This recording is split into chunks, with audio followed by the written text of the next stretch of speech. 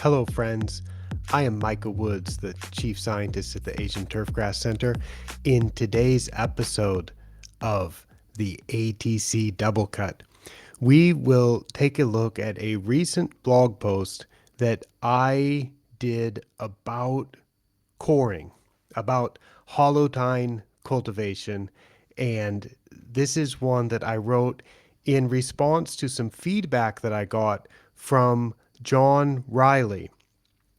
I had shared a post, and I will put direct links to all of these posts in the show notes so that you can have a look at these and get some more information about this important and always somewhat controversial topic. I don't think it needs to be controversial, but sometimes it comes across that way. So I want to explain it carefully today. The uh, the original post is one that I wrote a couple years ago, and I had shared that, and it showed that when you core aerify, it doesn't actually remove as much organic matter from the root zone as you might think. And that surprised me the first time that I calculated it. And then I worked through some more calculations. And as I got familiar with the way that the numbers work out, I realized, yeah, it's kind of bound to be that way because when you core aerify, you're not removing that much of the root zone and you're only removing a tiny amount of organic matter. So the overall organic matter content of the root zone doesn't change very much when you core aerify. So I'd shared that, and there was a bit of discussion on Twitter about that.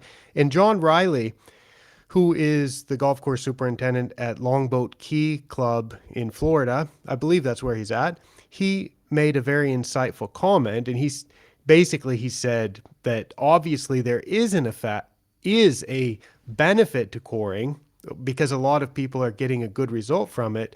So maybe we shouldn't focus so much on the organic matter reduction as a benefit because, in fact, I will just read a paraphrase of what he wrote to make it very clear. So this is what he wrote in response to my sharing of that original article that I'd written that showed that organic matter doesn't reduce very much from coring.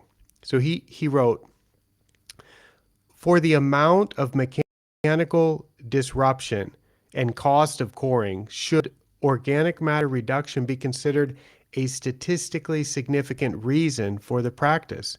Maybe the real benefit is something else. That was his question, or his insight there. And then he said, if there is no to less than statistically significant change to organic matter after coring, should soil organic matter reduction be considered a benefit of the process based on the number?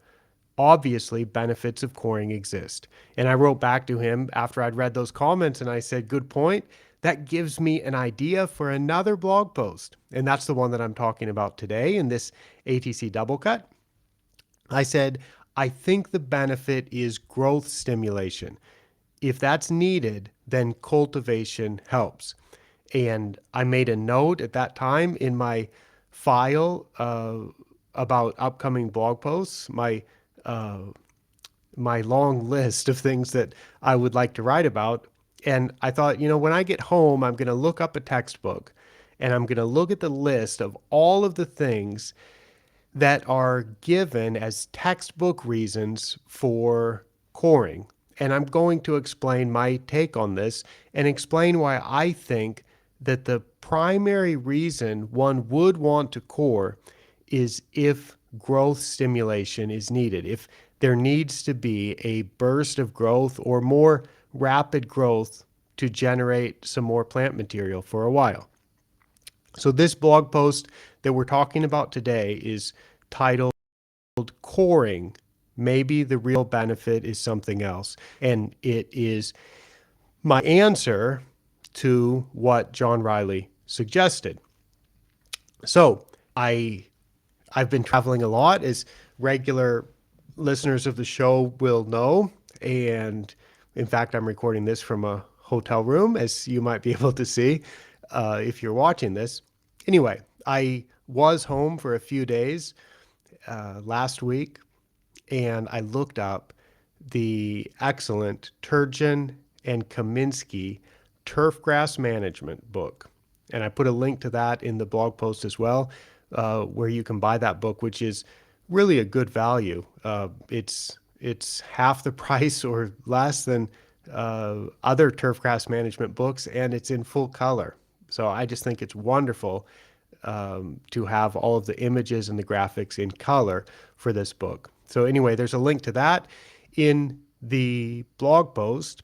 And on page 192 in chapter 6, there are listed 9 benefits of coring.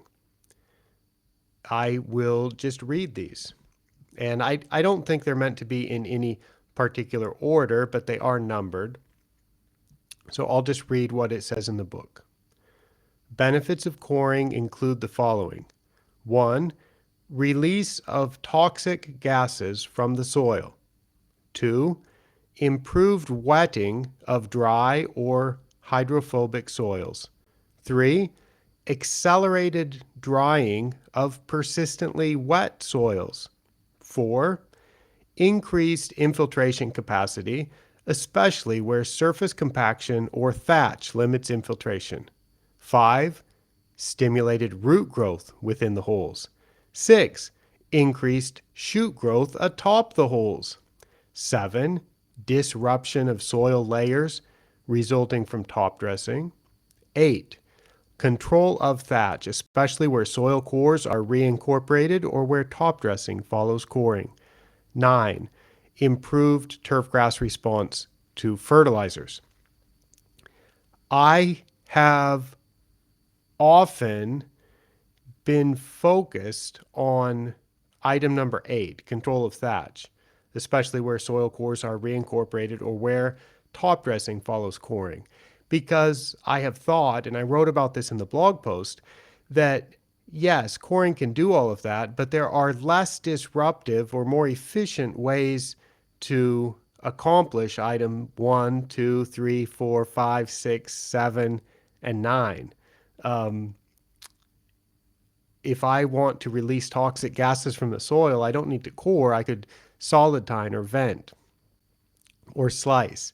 If I need to improve the wetting of dry or hydrophobic soils, I can use wetting agents.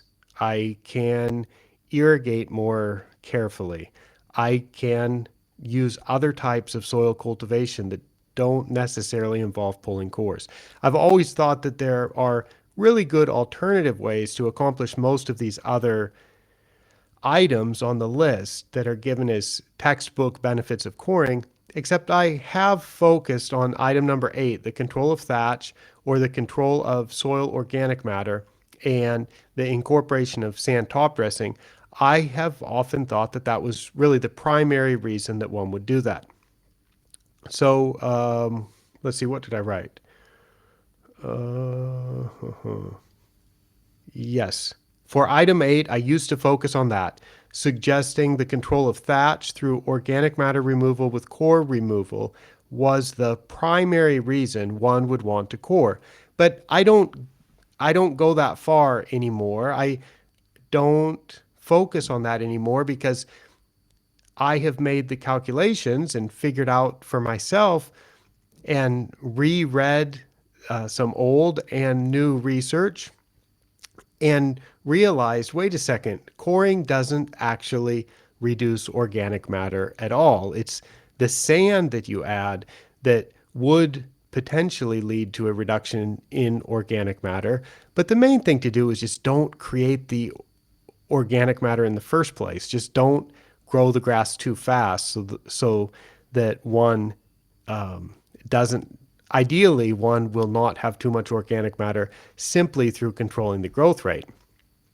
So I often write about that kind of thing on my website, and there are various blog posts that tend to be the ones that get the most views, although I think it might not be views because people like to read it, but it's more like people read it and they might disagree with it. So they want to check and see what this crazy information is, that coring is not an essential and wonderful maintenance practice.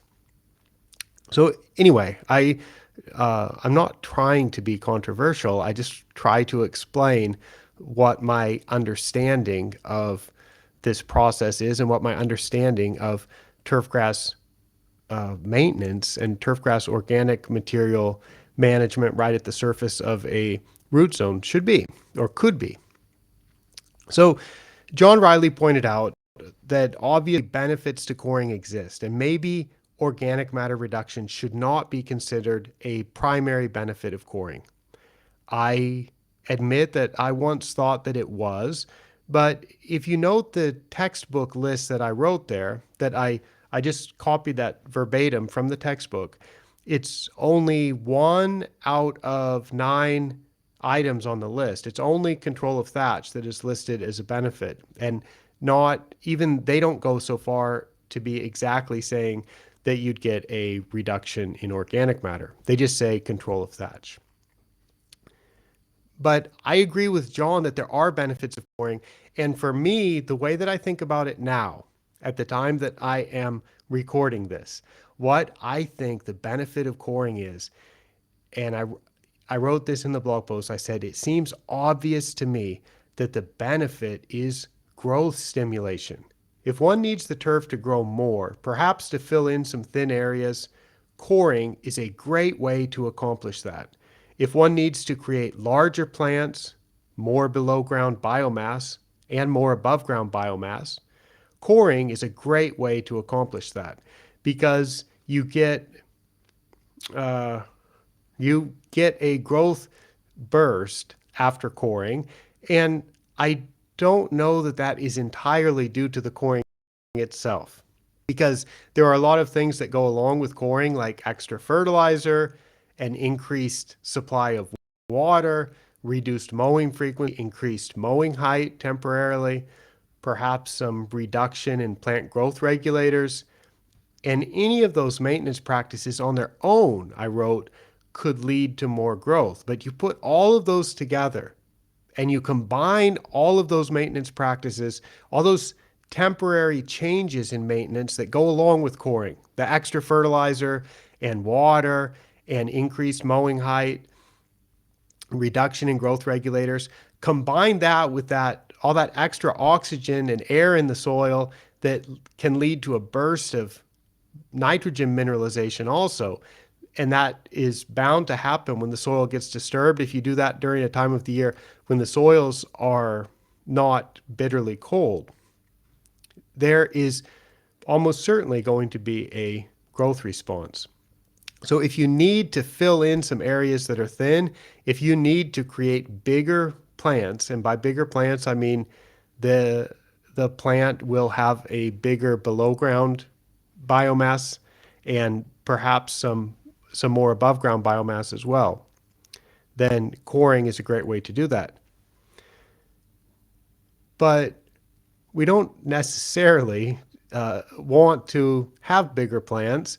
We don't necessarily want to have a growth burst if our turf is already just fine. So if we can avoid letting it get thinned out, and if we can always keep the turf in good enough condition that we don't need to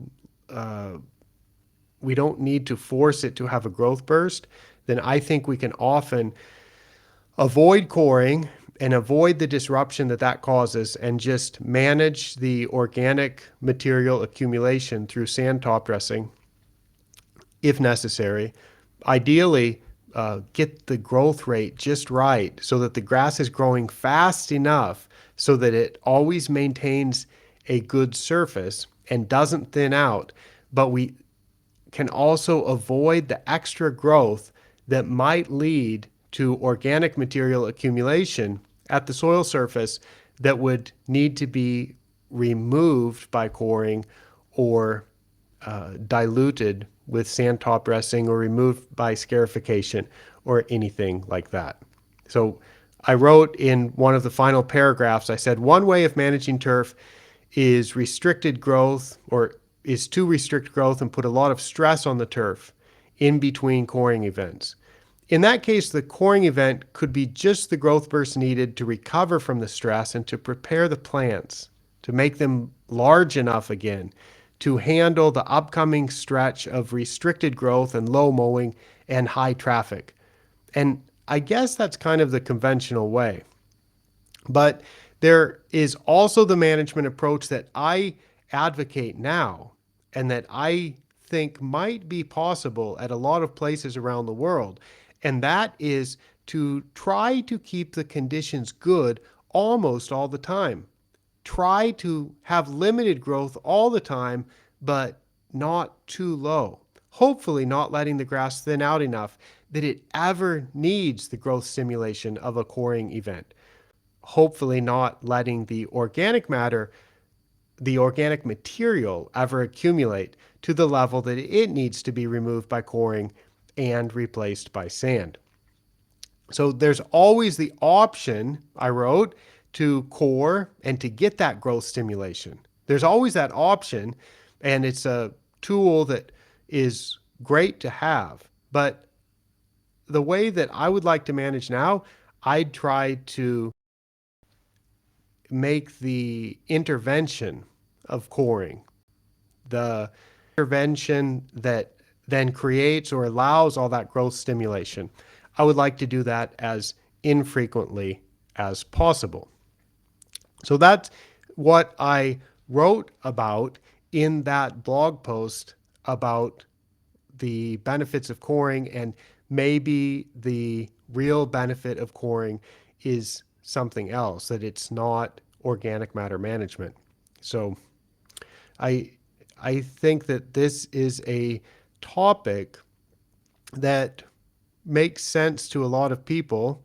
Although when I share that blog post and say, um, here is a blog post that lists the textbook reasons for coring, I see a lot of other people reshare it, and I think that perhaps they didn't read all the all the way to the end and see that I'm suggesting that maybe we don't need to core so often, because for me, some of those textbook reasons are accomplished in other ways. You know, we have a little bit more time because I've got another blog post that I want to talk about. So let me go ahead and do that while I am recording this. And the next post that I want to talk about is about estimated nitrogen mineralization from soil organic matter.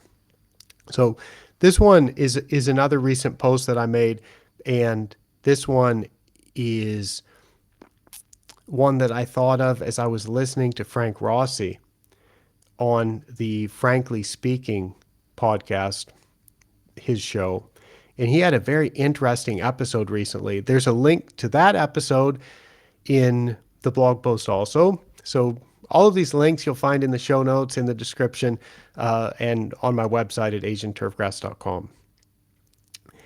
Frank spoke with doctors Claire Phillips and Alec Kowaleski, and they were talking about carbon in turfgrass soils, about carbon sequestration in turfgrass soils, and about carbon emissions from turfgrass maintenance. And they got to talking about mineralization of soil organic matter. Soil organic matter, now we're talking about soil organic matter that is actually soil organic matter. It's not soil organic material. Soil organic material I define as all the organic material.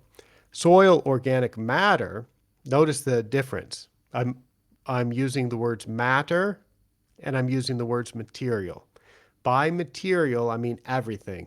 The thatch, the roots, the living roots, the dead roots, the earthworms, the humus, the rhizomes, the everything, the stems of the plants, the grass clippings that sit on the surface of the soil. That's what I mean by material. But soil organic matter actually has a definition that excludes a lot of that. except for the humus. Soil organic matter is defined as the organic component of the soil excluding the undecomposed living and dead plant material. So when you have a root that is undecomposed, so a root is not soil organic matter. Even though it's organic material, it does not count as soil organic matter. Neither does thatch. Thatch is not soil organic matter either. So when we're talking about soil organic matter, that is something that's good. We would like to have as much soil organic matter as possible because it increases the cation exchange capacity.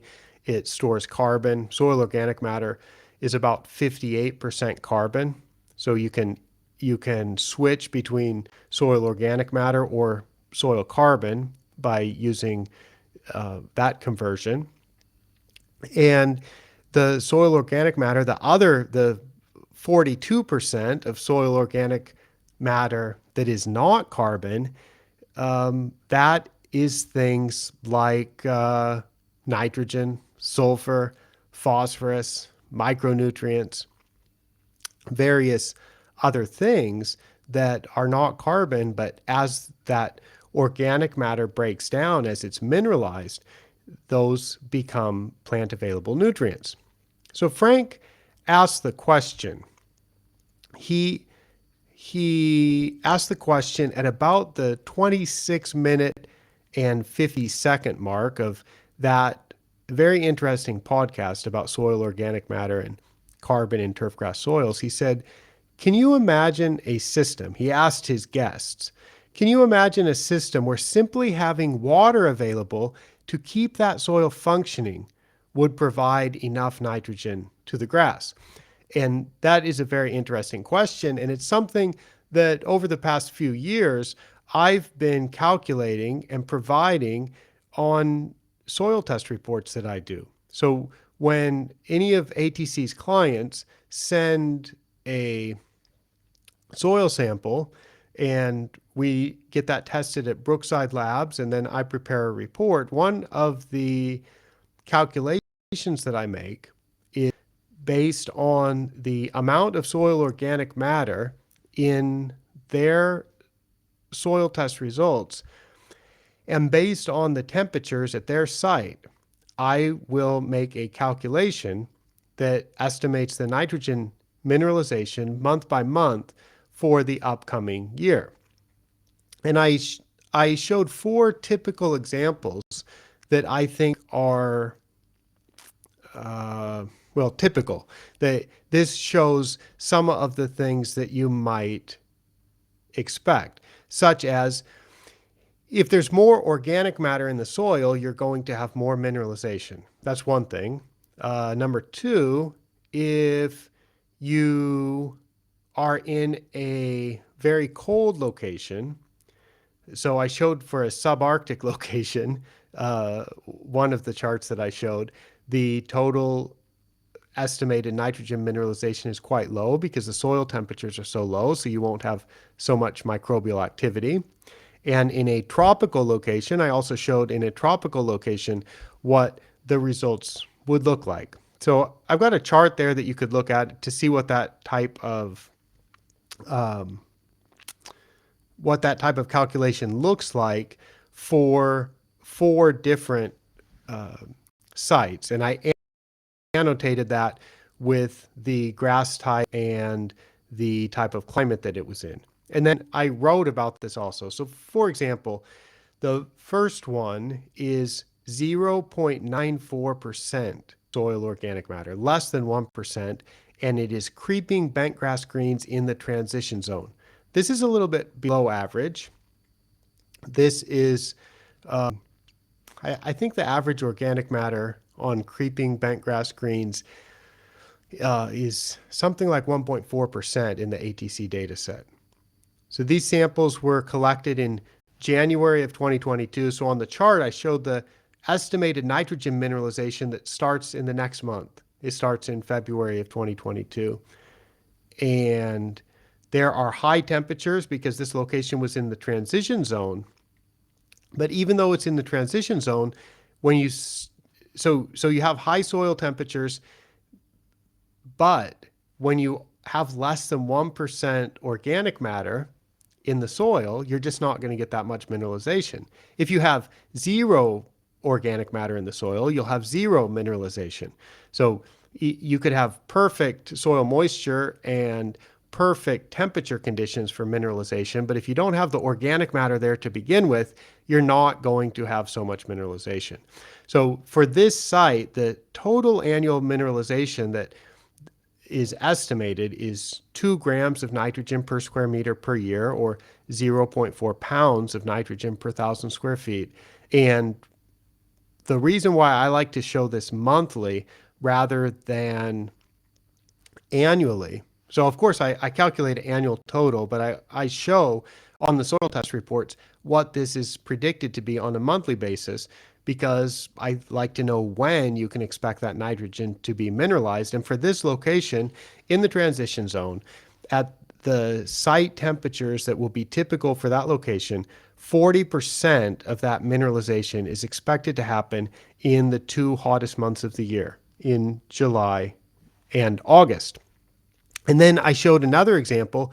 This one is all the way up to 5.6% soil organic matter, but this is fairways in the transition zone, and it is Zoysia fairways in the transition zone. And at this location, the soil organic matter of 5.6% leads to an estimated mineralization of 12 grams of nitrogen per square meter per year, or 2.4 pounds of nitrogen per 1,000 square feet. So at this location, from 5.6% soil organic matter, which is now a nice healthy amount of soil organic matter for fairways, that might be enough for Zoysia fairways. This is Manila grass fairways at that location. And I think that if you have mature Manila grass fairways and they're getting about 12 grams of nitrogen per square meter through mineralization, I'm not sure that one would really need to add too much more as fertilizer. So that one also, it shows when that nitrogen is expected to be mineralized, and I find that useful in planning the fertilizer applications. And then another one is 3.4% soil organic matter, and these are fescue poa greens in the subarctic. And I will tell all those of you watching or listening, this is from a golf course putting green in, or some golf course putting greens in Reykjavik in Iceland. So at this location, it's relatively cool, but 3.4% organic matter is quite a bit. 3.4% organic matter from these putting greens is a lot higher than the less than 1% that we had in the transition zone site. Now, maybe the reason why there's more organic matter is because it's so cold in Reykjavik that the organic matter doesn't break down so much. It doesn't mineralize so much in the summer, so you can just keep adding and adding more carbon to the soil, adding more soil organic matter to the soil in a colder location. I think that probably has a lot to do with it. So even though this place has more than 3.5 times as much organic matter as the transition zone location, the estimated nitrogen mineralization is 1.6 grams of nitrogen per square meter, or 0.3 pounds of nitrogen per 1,000 square feet. That's how much is estimated to be mineralized to become plant available over the upcoming year. And I wrote, notice the striking difference with the first transition zone location we looked at. This subarctic location has 3.6 times more soil organic matter than does the transition zone location, but expects less annual N mineralization because of low temperatures. So that is, what did we have? We had 2 grams estimated mineralization from the transition zone location, and we only have 1.6 grams here in the subarctic location. And I showed another one, which is 1.9% soil or organic matter, Bermuda grass greens in a tropical climate. And for this location, it is a lot of mineralization. So this is less soil organic matter than we have in Reykjavik. In Reykjavik, it was 3.4% soil organic matter. Now we're 1.9% soil organic matter in a tropical climate, but the estimated nitrogen mineralization for the upcoming 12 months was estimated here at 8.6 grams of nitrogen per square meter, or 1.7 pounds of nitrogen per 1,000 square feet. That is a substantial amount, maybe I think about 20 to 25% of what the estimated annual use of the grass may be at this location. Now, why do we get more mineralization at this location, way more than we got in Reykjavik, even though the organic matter in the soil is less? The organic matter is considerably less, about 60% of what it was in Reykjavik, but the mineralization is 4 or 5 times more. Well, it's simply because of the temperatures.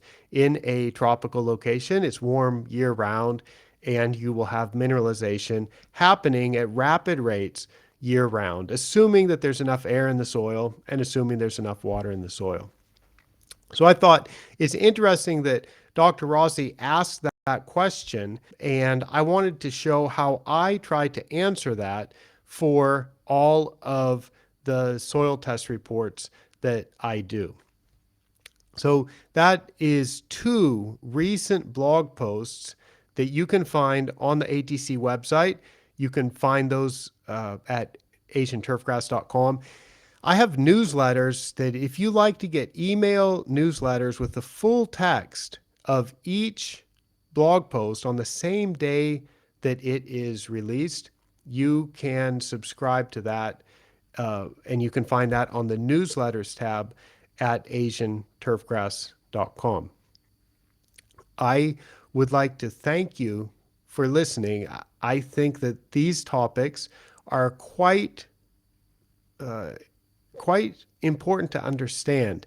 It's important to understand how mineralization is expected to occur at your site, and it is important to understand what the real benefits of coring are.